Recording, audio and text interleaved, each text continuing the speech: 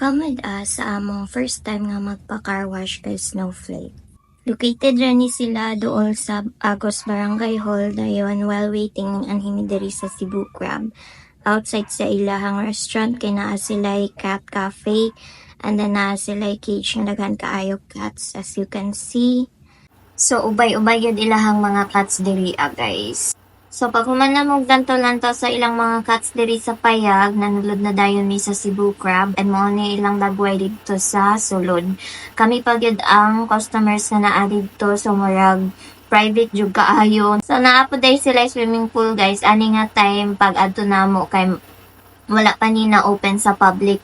So nalimot na ko kung pila ilang bayad per per cottage or unsa to. And then napod sila alimango diri nga gi-display, then nag-picture video sa me with their hat nga crab. And then ako pong gipasulay ni Apollo para maka-picture pod siya appeal and happy kayo siya as you can see kay ma-excite man jud siya mga ing-ani nga mulakaw jud ni sa gawas pa.